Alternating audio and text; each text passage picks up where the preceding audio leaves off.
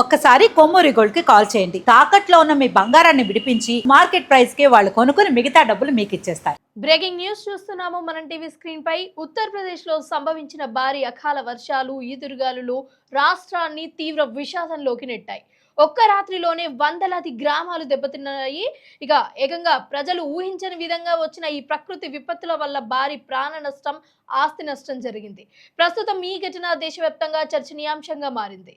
ఇక ఒక్కసారి చూసుకున్నట్టయితే యూపీ రిలీఫ్ కమిషనర్ కార్యాలయం తెలిపిన వివరాల ప్రకారం చూసుకున్నట్లయితే ఈ భారీ వర్షాలు, పిడుగులు, ఈదురుగాలుల కారణంగా కనీసం 89 మంది ప్రాణాలు కోల్పోయినట్లుగా తెలుస్తోంది.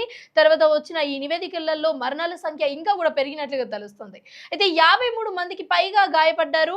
114 పశువులు చనిపోయినట్లుగా తెలుస్తోంది. అలాగే 87 ఇళ్లు కూడా పూర్తిగా ధ్వంసమయ్యాయి. అంటే చూడొచ్చు అసలు ఈ ఈదురుగాలులో స్థాయి ఏ విధంగా ఉంది అన్నది. ప్రయాగ్రాజ్, బాదోహి, ఫతేపూర్, మిర్జాపూర్, సోన్భద్ర, బదాన్ వంటి ఈ జిల్లాలలో పరిస్థితి అత్యంత విషమంగా మారింది.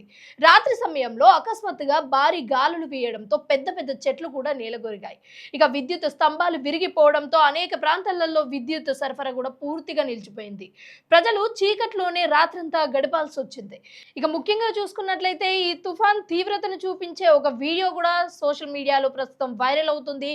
భారీ గాలుల సమయంలో ఒక వ్యక్తి షెడ్డును పట్టుకొని ఉండగా గాలి బలానికి అతడే పైకి ఎగిరిపోయిన ఘటన ఇప్పుడు అందరినీ షాక్ కు గురి చేసింది. అదృష్టవశాత్తు అతను ఇంకా ప్రాణాలతోనే బయటపడ్డాడు అని సమాచారం అందింది. కానీ ఈ వీడియో తుఫాను ఎంత ప్రమాదకరంగా వీస్తుంది అన్నదైతే కనిపిస్తోంది. అయితే ఈ ఘటనపై ఉత్తరప్రదేశ్ ముఖ్యమంత్రి యోగి ఆదిత్యనాథ్ తీవ్ర దిగ్భ్రాంతి వ్యక్తం చేశారు. వెంటనే అధికారులను అప్రమత్తం చేసి సహాయక చర్యలు వేగంగా చేపట్టాలని ఆదేశించారు. మృతుల కుటుంబాలకు 24 గంటల్లోపే ఆర్థిక సహాయం అందించాలి అని స్పష్టం చేశారు.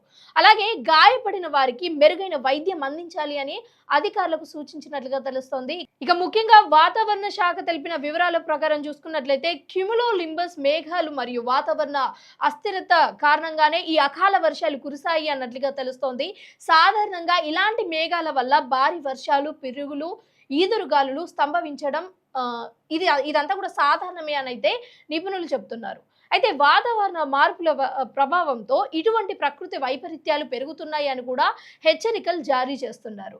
ప్రస్తుతం సహాయక బృందాలైతే ప్రభావిత ప్రాంతాలలో సహాయక కార్యక్రమాలైతే కొనసాగిస్తున్నారు. ఇక పడిపోయిన చెట్లు కూడా తొలగించడం జరుగుతుంది. విద్యుత్ సరఫరా పునరావృతం చేస్తున్నారు. ఇక బాధితులకు ఆహారం మరియు త్రాగునీటి వంటి సహకార్యాలు కూడా అందించడం జరుగుతుంది. మొత్తం చెప్పాలంటే ఉత్తరప్రదేశ్లో జరిగిన ఈ అకాల వర్షాలు ప్రజల జీవితాలను ఒక్కసారిగా అతలాకుతలం చేశాయి. ప్రకృతి ముందు మనిషి ఎంత చిన్నవాడో ఈ ఒక్క ఘటన మరోసారి మనకు గుర్తు చేశాయి. ప్రభుత్వం, అధికారులు, సహాయక బృందాలు కలిసి బాధితులను ఆదుకోవడానికి ప్రయత్నిస్తున్నారు. అయితే ఇక్కడ ప్రజలు కూడా వాతావరణ హెచ్చరికలను గమనిస్తూ అప్రమత్తంగా ఉండాలి అని అధికారులు సూచిస్తున్నారు.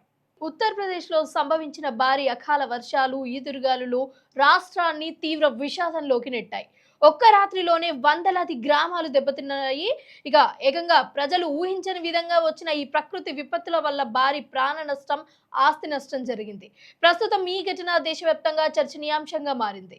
ఇక ఒక్కసారి చూసుకున్నట్టయితే యూపీ రిలీఫ్ కమిషనర్ కార్యాలయం తెలిపిన వివరాల ప్రకారం చూసుకున్నట్లయితే ఈ భారీ వర్షాలు, పిడుగులు, ఈదురుగాలుల కారణంగా కనీసం 89 మంది ప్రాణాలు కోల్పోయినట్లుగా తెలుస్తోంది. తర్వాత వచ్చిన ఈ నివేదికలలో మరణాల సంఖ్య ఇంకా కూడా పెరిగినట్లుగా తెలుస్తోంది. అయితే 53 మందికి పైగా గాయపడ్డారు. 114 పశువులు చనిపోయినట్లుగా తెలుస్తోంది. అలాగే 87 ఇళ్లు కూడా పూర్తిగా ధ్వంసమయ్యాయి. అంటే చూడొచ్చు అసలు ఈ ఈదురుగాలులో స్థాయి ఏ విధంగా ఉంది అన్నది.